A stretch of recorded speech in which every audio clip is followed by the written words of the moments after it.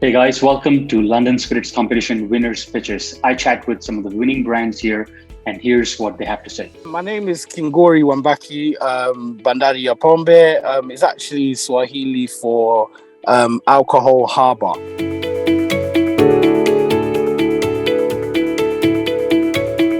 So the story with it has been, I was working in security, and I was working with another security officer, and we were just talking as normal people do, just about business and stuff.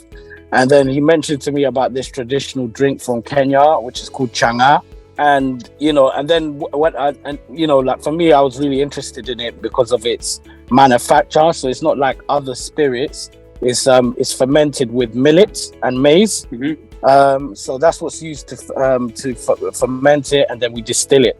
So when he told me about this, I was just shocked that no one's actually ever thought of actually making this like a commercial brand, and I think it's unique. It has something to offer because it's not a rum, it's not a whiskey, it's not a gin, it's something completely different, So since then I've just been literally kind of going after it, and just really just getting started with it, really, Very nice. How old is the company?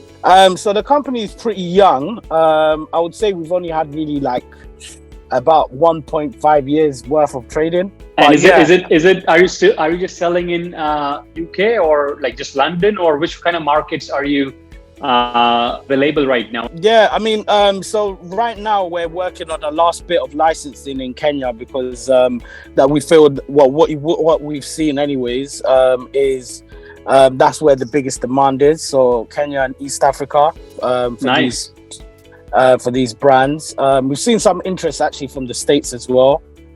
Some interest in Australia, but we feel the biggest market will be in East Africa for these. Very nice.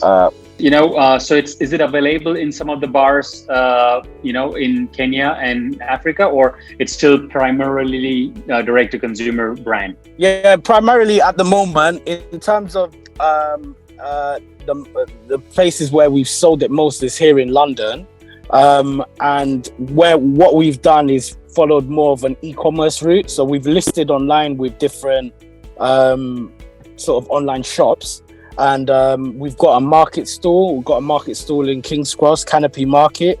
Mm-hmm. So that's where we're selling.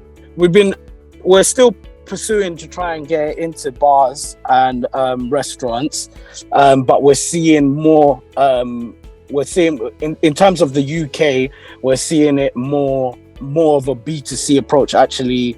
That actually works better, even with our partners. So, for example, the rum shop, they've even told us that 90% of their sales are actually B2C rather than B2B. And we feel like that's just been the case because, unfortunately, especially where we actually get the most, in terms of